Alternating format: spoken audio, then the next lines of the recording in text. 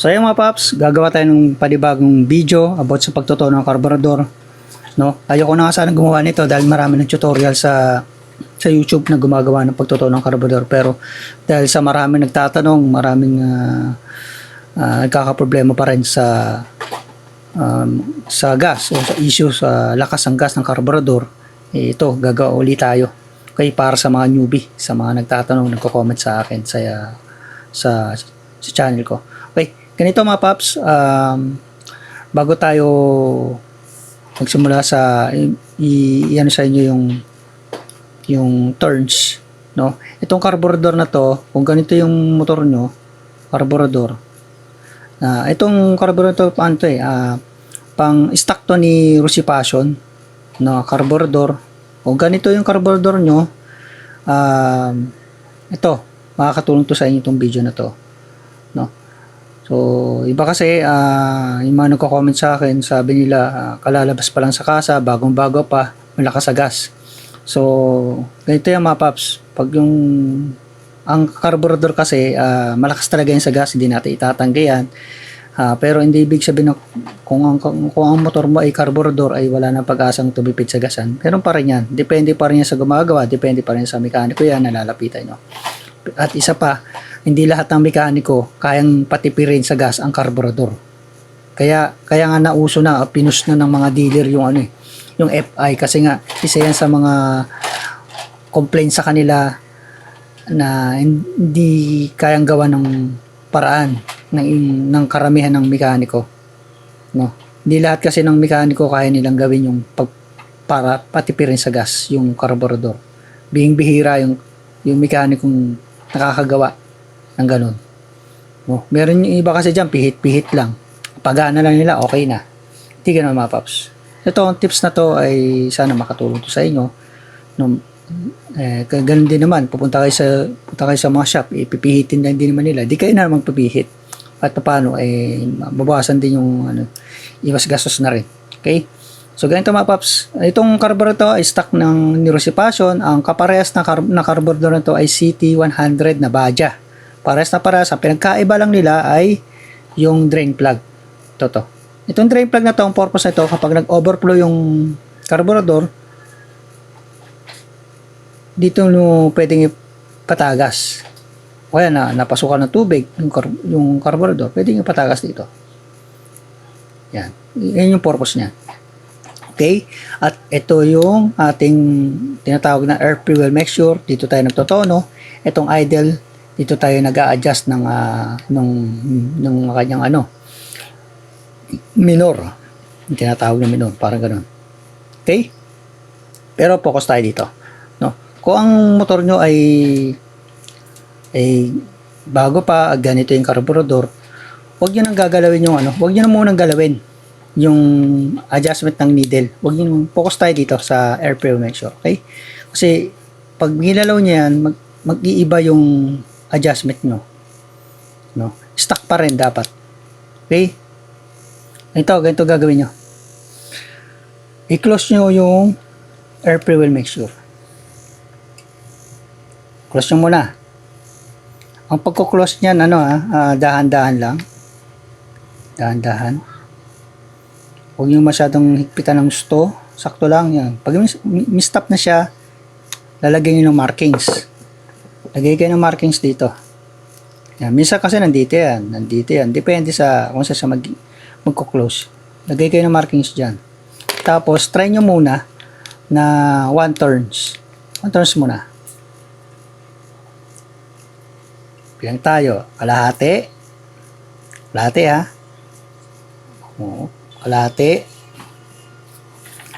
isa, 1 turns. Yan, na-set nyo na siya ng 1 turns. Mga paps, yung mga ganitong klaseng carburetor, minsan yung tono kasi kadalasan nakukuha sa 1 turns lang, or 1 turns in 1/2, 1 turns in 1/8, 1 turns in or 2 turns, ganon. Pero depende pa rin.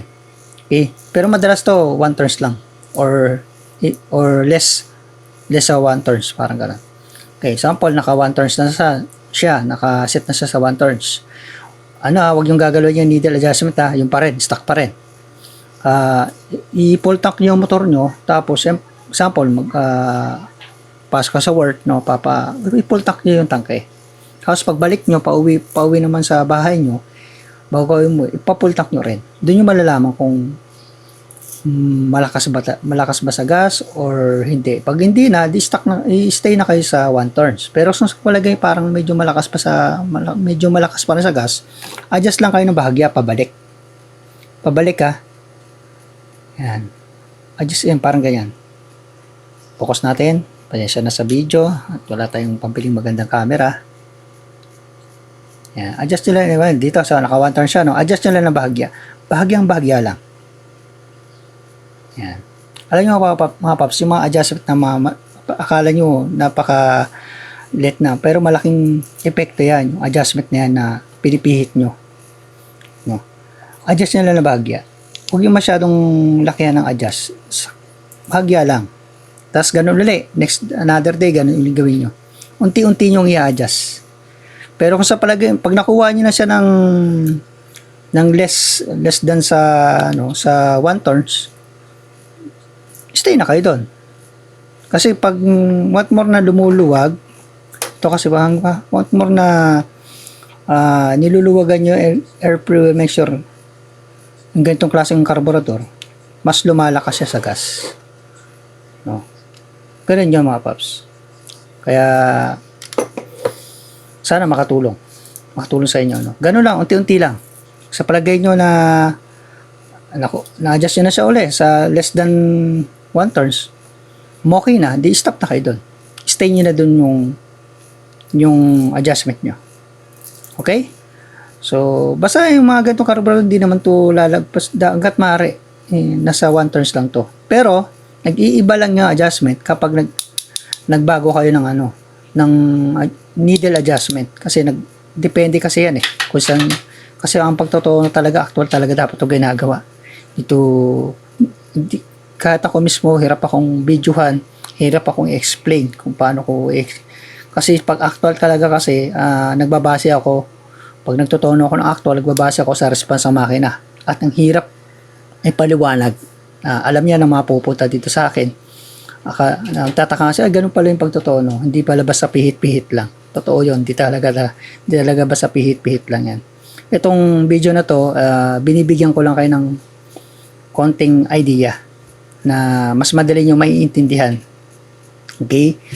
Yung ulit ko, yung ganitong klaseng carburetor ay minsan kadalasan nakukuha sa 1 turns or less than 1 turns para tumipid sa gas. Huwag yun ang galawin yung needle. Kung number 3 yan, stay na muna kayo doon. Kasi minsan, yung iba ina-adjust sa 1, sa 2. Lahat naman ng adjustment sa needle, pwede nating gawin yan, pwede nating gamitin. Pero dapat itono, hindi porke nasa number 1 siya ay prot na siya sa overheat. So pwede pa rin siyang i-balance pamamagitan ng air fuel mixture. Kahit sa number 1 siya, number 2, walang problema doon kahit na lean siya. Kasi kung lalagay mo siya sa number, kung 5 settings yung needle mo, kasi kadalasan ito sa ganito 5 settings yan kung 5 settings siya, nandito siya sa middle, no? Sa pinakagitna. Di ibig sabihin na sa gitna siya ay matipid na siya. Pwede pa rin siya maging malakas, pero hindi rin siya maging matipid. So depende pa rin yan sa pag-adjust mo ng air fuel mixture. Pwedeng nasa lean siya, sabihin less sa gas, pwede rin siyang maging malakas sa gas or maging matipid sa gas. Depende pa rin yan dito sa air fuel mixture, no? Pwede mo siyang i-balance Kunyari, ilalagay siya sa number 2 or number 1. Pwede mo lean settings yun. Mo siya. I-balance mo siya pamamagitan ng air fuel mixture. Dito sa pag-adjust. Pwede mo siyang i-balance. Ito yung purpose nun. Okay? Ayun ang purpose. Ayun ang nun. Yung pagbabalance nandito pa rin. Kasi yung ako, katoliko, nag-a-adjust ako sa number 1, number 2, number 3. Number 1, number 2, binabalance ko. kaya yung i-balance pamamagitan ng air pressure mixture. Okay? So, yun lang mga paps, sumahaba na kahit paano. Sana may napuli kang konting kaalaman, no? Siya nga pala, yung sa ano, ito pa sa idle, no? Itong idle, ginagalaw lang to kapag medyo feeling nyo mataas yung idle or mataas yung RPM ng makina ng motor nyo, i-adjust nyo. Hindi rin kasi maganda yung sobrang taas ng RPM o idle ng motor kasi pwede, lumalakas din yan sa gas. Okay? Kaya kailangan sakto lang. Dito nyo i-adjust yan. Bababaan nyo yung luluwagan nyo. Depende yan sa ano, sa kung saan nyo, kung ano yung adjustment na gusto nyo. Basta importante, huwag masyadong mataas yung idle nya. Okay? So, yun lang mga paps, mahaba na yung video at sana kahit paano pinapulit kayong kaalaman, lalo yung mga newbie. Hanap kayo ng mekaniko sa area nyo na talagang magaling magtono. Inuulit ko, hindi lahat ng mekaniko kayang gawin o mapatipid yung motor nyo sa gas. So, depende yan sa gumagawa. Itong video na to, malaking tulong to para mas maunawaan nyo, maintindihan nyo kung ano yung pwede nyo gawin. Mas better, kayo na mismo. Kasi kung pupunta kayo sa mekaniko tapos pipihit-pihitin at ganun pa rin, mas maganda kayo na lang magpihit. Okay? At least kahit pa paano, unti-unti lang mga paps. Makukuha nyo naman yan sa bandang huli. Okay? At siya nga pala, siya nagtatanong sa spark plug reading, hindi ko ina-advise na mag-spark plug reading kayo lalo sa mga scooter kasi masyadong hassle, ang daming kakalasin mga clearings bago mo siya makalas. Hindi yan tulad ng underbone o mga tricycle na madaling makalas yung yung spark plug para makapag-spark plug reading. So mas maganda sana 'yon. Pero kung sa scooter nga hindi ko ina-advise kasi nga matrabaho. So depende pa rin sa inyo. Pwede niyo naman gawin. Sa inyo naman yan mga paps. Ayun lang mga paps, mahaba ng video, pasensya na.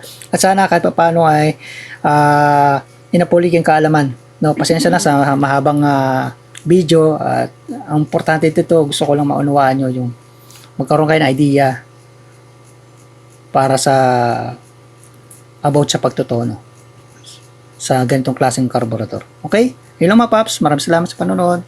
God bless you all. Ingat kayo lagi. Ride safe.